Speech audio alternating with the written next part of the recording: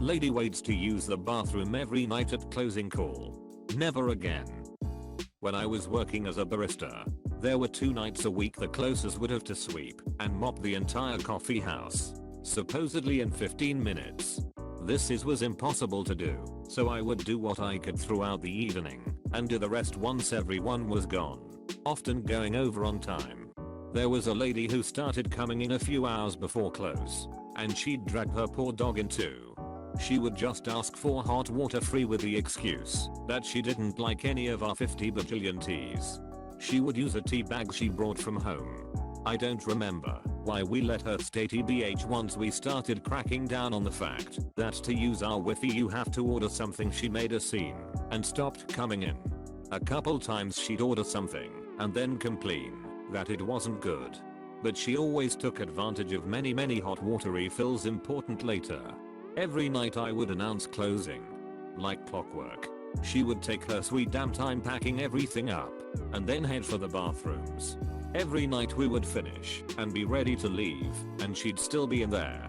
And on sweep and mop nights, I couldn't lock everything up and mop until she was gone. It made my blood boil. We were not paid to be there that long, and it was almost midnight. So I started announcing 15 minutes ahead of time that we were closing in 15. It made no difference. I tried asking her directly, it didn't work. Yeah, I'm packing up. Take her time, then straight to the bathroom. I turned the music off abruptly. I turned the music up too loud. I turned lights off. Still, she'd wait until the last possible second and then head for the bathroom. I'm not a confrontational person, and I was less of one then. I hate conflict. But she pushed me to my breaking point, and she was a jerk. One night I snapped. I made my 15-minute to close announcement. Come close. I blocked off the bathrooms for cleaning. I made my announcement. Music off. Most lights off. I started putting tables and chairs up for the mop. She took like 10 minutes to get up from the table. Full of free hot water, she headed for the bathroom hallway. In my cheeriest customer service voice I said, "Sorry, bathrooms are closed for cleaning. The floors are still wet. We are closed. Full of water lady, but I need to use the bathroom." Me, "Sorry, we closed 10 minutes ago." Full of water lady, "I drank a lot of tea, I need to use the bathroom." Me, "Sorry, we closed 10 minutes ago." Full of water lady, "What am I supposed to do?" Me, "I'm sorry, we are closed." Full of water lady, dumps the contents of her dog's water cup on the floor and walks out. I felt bad immediately. BC, where would she pee? The parking lot. But she never pulled that speep on anyone in our shop again. I would banged her from the store after that intentional spilling, if it were my choice.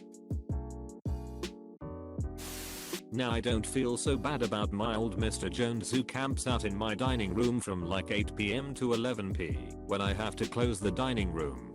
He used to bring his own food, and I told him he couldn't camp out like that and not order anything.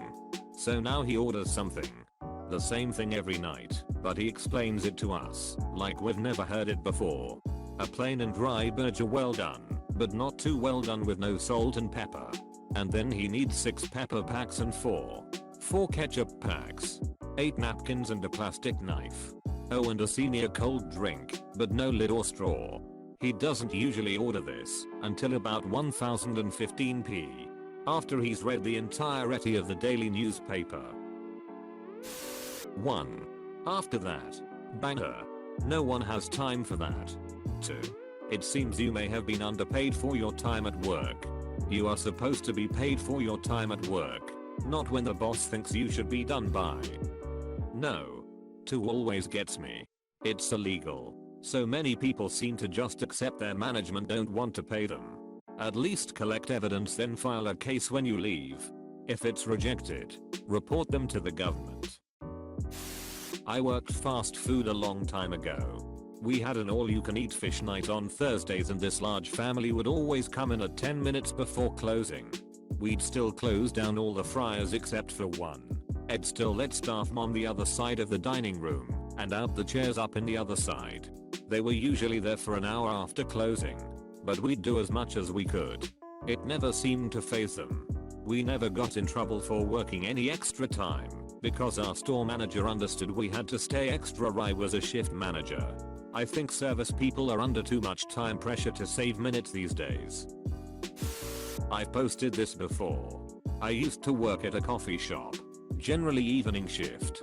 But this time, it was an opening shift, and I got to meet a regular. I'll call her Judy. Judy's usual was a blueberry muffin fresh from the oven, but she'd ask it be microwaved for 30 seconds.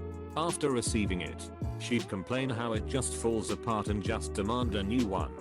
Usually, she's get it. But today wasn't an ordinary day.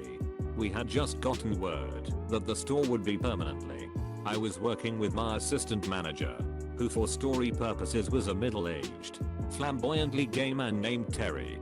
Judy comes in and does her usual thing of ordering the muffin, asking us to nuke it, and comes back with the crumbled remains in her hand claiming I can't eat this. Well, Terry had had enough of it, so he looks at her and says it's still edible. Deal with it. Judy protests. So Terry goes, listen lady, you do this every day, and I'm sick of it.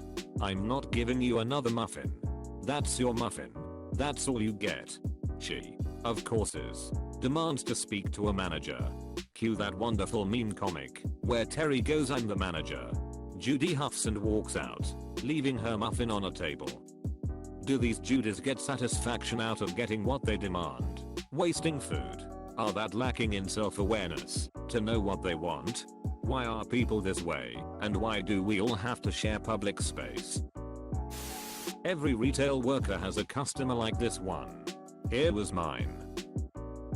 Every Friday night, 15 to 20 minutes before we closed, a man would walk in with his leftover California pizza kitchen box, his ridiculous high-end camera with bag slung over his shoulder, and ask to use our restroom.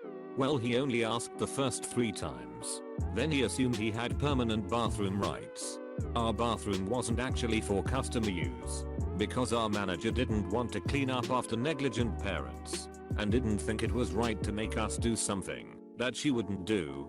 So while this dude was in the bathroom every Friday night, his 2 or 3 kids, hyped up on pizza and coke, would come tearing in like a hurricane a few minutes later, take all the wind-up cars off the shelf and let them go in every direction, pull down all the puppets and stuffed animals, and generally cause havoc. We eventually learned to not start cleaning on Friday night until they left, which would put us 20 to 30 minutes over, with no overtime pay. Then, the mom would come in. It's your favorite customers. Happy Friday night. Every Friday night. I loathe this woman and her horrible family. They never purchased anything. Finally, after about 4 months of this, my coworker snapped and yelled at them, and they never came back. It was glorious. Good. I'm glad he snapped. They're beyond rude. Hot water with no other order should be billed. It takes electricity and resources washing a cup or supply of takeaway cup. The business still benefits slightly from the stingy and eliminates the freeloaders. Even if it is 50 cents. Yes. Lady waits to use the